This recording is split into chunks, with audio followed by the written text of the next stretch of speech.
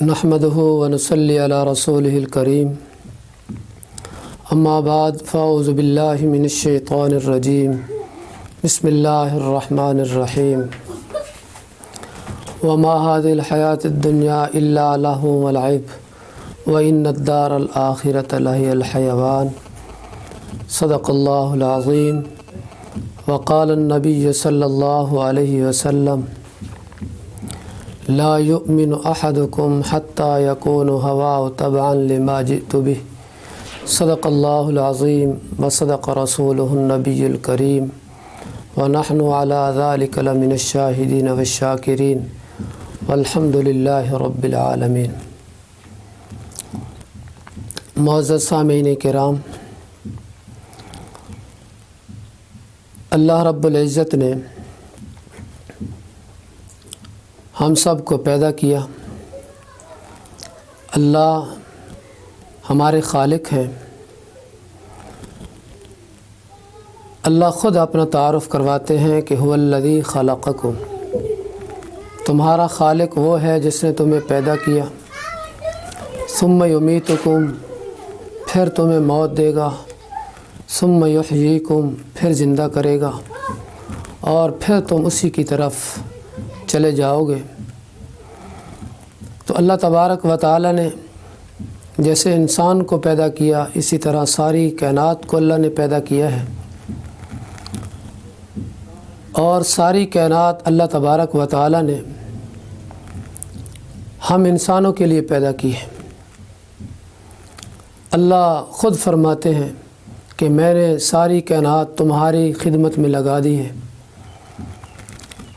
وَسَخَّرَ لَكُم مَّا فِي السَّمَاوَاتِ وَمَا فِي الْأَرْضِ، زمین آسمان کے اندر جتنی چیزیں ہیں وہ تمہارے کام میں لگا دی ہیں۔ وَسَخَّرَ الشَّمْسَ وَالْقَمَرَ وَالنُّجُومَ مُسَخَّرَاتٌ بِأَمْرِهِ، سورج، چاند، ستارے، وہ سارے کے سارے تمہارے کام میں لگے ہوئے ہیں۔ اب ہمیں سوچنا ہے کہ ساری کائنات جب ہمارے کام میں لگی ہوئی ہے تو اللہ نے ہمیں کیوں پیدا کی ہے؟ تو ہمیں اللہ تبارک و تعالی نے کچھ اصول دیے، رہنمائی فرمائی، کچھ ضوابط دیے کہ ان کے مطابق ہم نے یہاں زندگی گزارنی ہے اور ان چیزوں کو صحیح معنوں میں استعمال کرنا ہے۔ اللہ نے ہمیں زندگی عطا فرمائی، دولت عطا فرمائی، صحت عطا فرمائی، اب اس کو کیسے ہم نے استعمال کرنا ہے، اور ان چیزوں کو استعمال کر کے ہم کیسے کامیاب ہو سکتے ہیں۔ آج ہم سمجھتے ہیں کہ اپنی ذہنی صلاحیت وہ ساری کاروبار میں لگا دیتے ہیں، تو کاروبار جو ہے یہ یقینی طور پر یہ کامیابی کا ذریعہ نہیں ہے، لیکن کاروبار بھی وہ کامیابی والا ہوگا جو اللہ تبارک و تعالی نے، یا جیسے نبی پاک صلی اللہ علیہ وسلم نے ہمیں کر کے دکھایا ہے، اس کے مطابق اگر ہم اس کاروبار کو، اس کام کو کریں گے تو دنیا میں بھی کامیاب ہوں گے اور آخرت میں بھی کامیاب ہوں گے۔ دنیا کے اندر جتنے کام ہیں اپنی طور پر جب ہم ان کو استعمال کریں گے تو اس میں کامیابی کا کوئی اللہ کی طرف سے وعدہ نہیں ہے، لیکن ہم اللہ کے بتائے ہوئے ان اصولوں کے مطابق اور نبی پاک صلی اللہ علیہ وسلم کے طریقوں کے مطابق وہ کام کریں گے تو اللہ ہمیں دنیا میں بھی کامیاب فرمائیں گے اور آخرت میں ہمیشہ ہمیشہ کے لیے کامیاب فرمائیں گے۔ اس لیے اللہ تبارک و تعالی نے ہمیں ضابطے عطا فرمائے۔ ہر کام میں دنیا کے اندر کوئی کام ایسا نہیں ہے جس کے اندر اللہ کے نبی نے ہماری رہنمائی نہ فرمائی ہو۔ ہر جگہ پر ہماری رہنمائی فرمائی، اور وہ اس رہنمائی کے مطابق اگر ہم زندگی گزاریں گے تو دنیا بنے گی اور آخرت تو یقینی طور پر بنے گی۔